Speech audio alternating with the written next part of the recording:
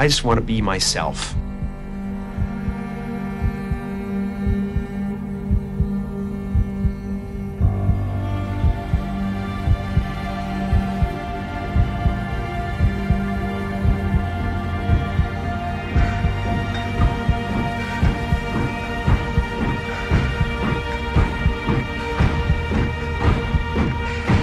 Oh, and in case I don't see you, good afternoon, good evening, and good night.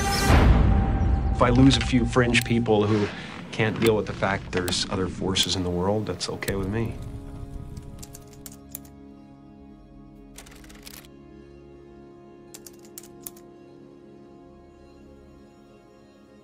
And we are born into a family, so we're told what our family name is, and then your parents choose a name and they say, your name will be Joel. It means the awesomeness of Yahweh, and you have to live up to that, dude. We're counting on you not to make us look bad. And you're gonna go to Harvard and you're gonna be a doctor. And by the way, you're a Catholic or you're a Jew or you're, whatever you are. It's like, everything are these abstract structures that you're given. And it's supposed to hold you together somehow. And I've just given them up.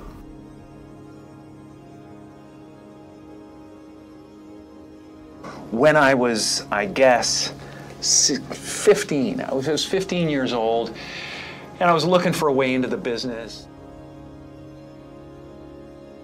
I want to be the greatest actor that ever lived, frankly. But I don't need to be. I just really want to be here. That's it. Because life doesn't happen to you, it happens for you. Sometimes I think that's the only thing that's important, really. It's just letting each other know we're here. Reminding each other that we're part of a larger self. You know what? In order to go forward, I have to let go of what this creation is. Many of the things I do have to do with the disappointment of creating a winning personality in the world. And then eventually, for your own sanity and freedom, letting it go. I understood suddenly how thought was just an illusory thing, and how thought is responsible for, if not all, most of the suffering we experience. Flying 6,000 miles an hour around the sun, balancing on tectonic plates that are floating on lava, ready for the end times to occur and whatever the hell is going to happen. I'm just great. That's all great. I've decided to be there. I only act in the movies.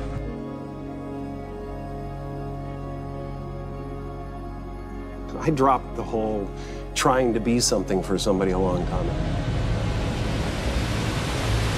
And at a certain point, I realized, hey, wait a second, if it's so easy to lose Jim Carrey, who the hell is Jim Carrey?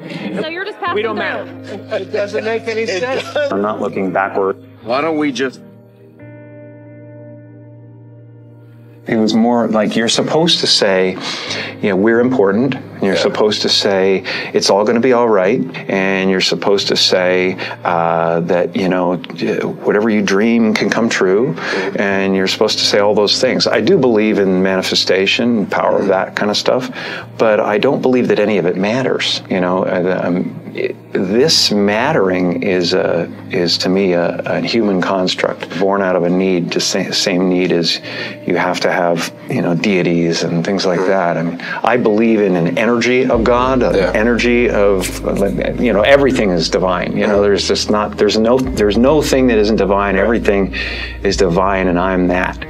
And it doesn't matter to me what's happening. I'm finding that ultimately the freedom from it is something people are kind of hungry for in a way. Right. They're like, I don't want to be me either. Right. And I go, well, great, because you never have been.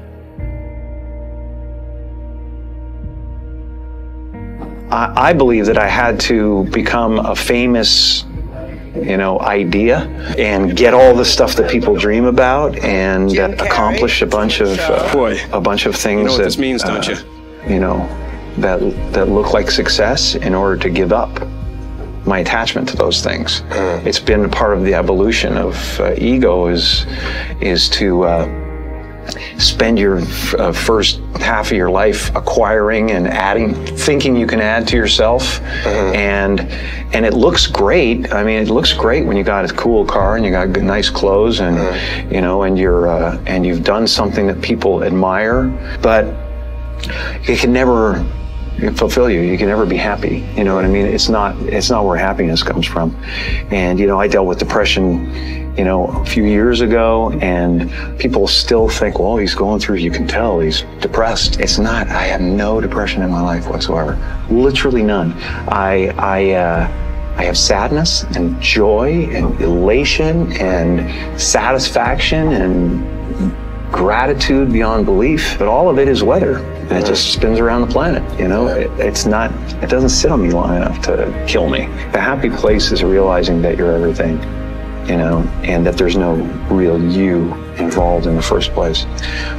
It's a weird little semantic jump that you make where it sounds like, well, that's totally fucking threatening, man. I can't not be me. I've built this construct, and it's just ideas. Right. They're just ideas. The only thing that separates you from an African American or an African Canadian is an idea, and the weather, the adaptation to the climate, and whatever it is. I don't believe in any of it, and so the feeling of wholeness is a different feeling than meanness.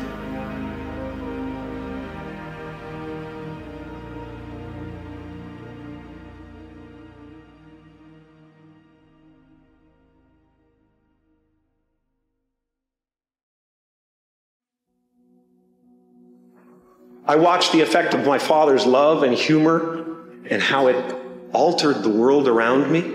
And I thought, that's something to do. That's something worth my time. When I was about 28, after a decade as a professional comedian, I realized one night in LA that the purpose of my life had always been to free people from concern, just like my dad. I did something that made people present their best selves to me wherever I go. How will you serve the world? What do they need that your talent can provide?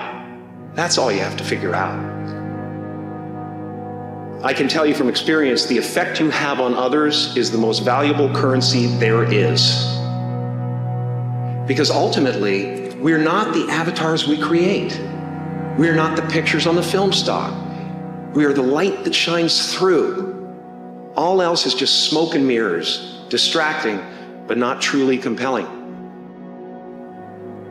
That peace that we're after lies somewhere beyond personality, beyond the perception of others, beyond invention and disguise, even beyond effort itself. You can join the game, fight the wars, play with form all you want, but to find real peace, you have to let the armor go.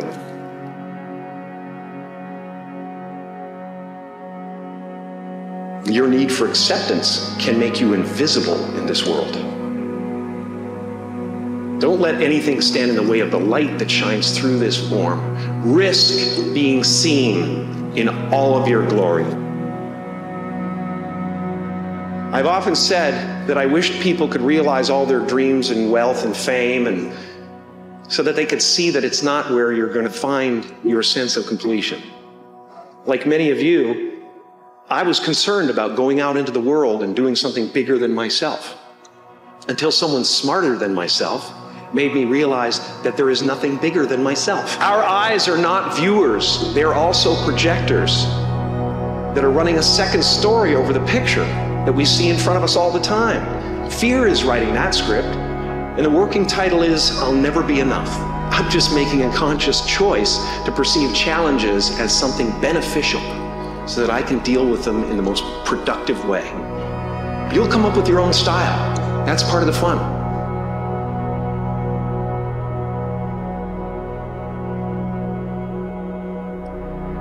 Life doesn't happen to you, it happens for you. You will only ever have two choices, love or fear. Choose love, and don't ever let fear turn you against your playful heart. All that will be left of you is what was in your heart. My soul is not contained within the limits of my body. My body is contained within the limitlessness of my soul. You can fail at what you don't want, so you might as well take a chance on doing what you love. Relax and dream up a good life. Brethren, what up with the liar? You can spend your whole life imagining ghosts, worrying about the pathway to the future, but all there will ever be is what's happening here, and the decisions we make in this moment, which are based in either love or fear. So many of us choose our path out of fear disguised as practicality. What we really want seems impossibly out of reach and ridiculous to expect, so we never dare to ask the universe for it. I'm saying I'm the proof that you can ask the universe for it.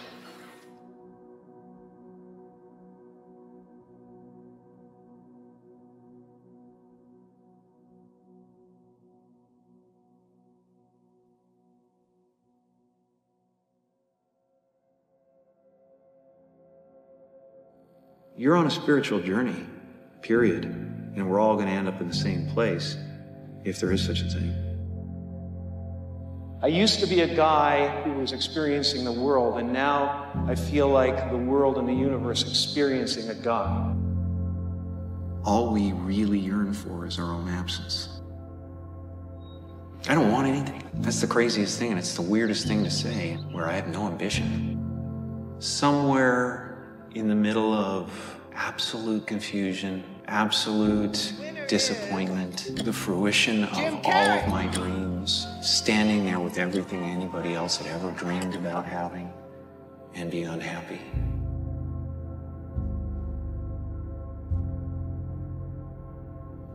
You know, it's not Jim Carrey who can walk down the street just you know, doing anything he wants to and get away with it because nobody knows you. You know, after a while, hopefully it'll be to the point where I can't walk out in the street. Won't that be fun? where it'll be impossible to walk anywhere without being recognized. You're supposed to say, you know, we're important. You're supposed to say, it's all going to be all right. You're supposed to say, whatever you dream can come true. So I do believe in the manifestation, the power of that kind of stuff, but I don't believe that any of it matters. All spirituality is about relieving suffering. You know, everything is divine. There's no thing that isn't divine. Everything is divine, and I'm that. You go to the office and you put a monkey suit on and you act a certain way and you say a certain thing and you lie through your teeth at times and you do whatever you need to do to look like a winner. And then at some point of your life, you have to go, I don't care what it looks like. And I'm going to face the abyss of not knowing whether that's going to be okay with everybody or not. The feeling of wholeness is a different feeling than meanness. I don't exist, so they're all characters that I played. I played the guy that was free from concern so that people who watched me would be free from concern. Just like the movie, they try to drown you in the middle of that abyss. They go, no, be the other guy. You told us you were this guy. You know, no one can live with that forever. They're like, I don't want to be me either, you know? And I go, well, great, because you never have been. I mean, it looks great when you got a cool car and you got nice clothes and you've done something that people admire. It's not where happiness comes from. Everybody walks around and they go like, why am I depressed? Well, it's because you're trying to be something for the world. And as soon as you let that go, better things happen. And I wondered, who is it that's aware that I'm thinking? And suddenly, I was thrown into this amazing feeling of freedom. I was no longer a fragment of the universe. I was the universe. Depression only happens when you're playing a character.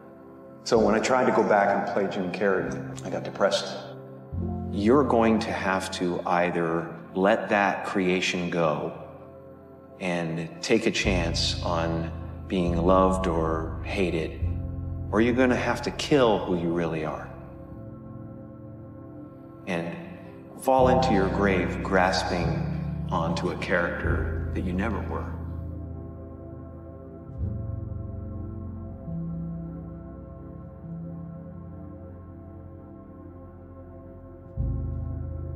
My father was not only the funniest man in the room, but he was a fantastic saxophone player.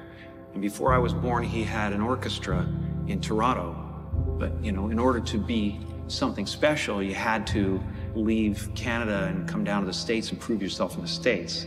He was a little bit afraid of that transition, and also he had a family to take care of, so he became an accountant.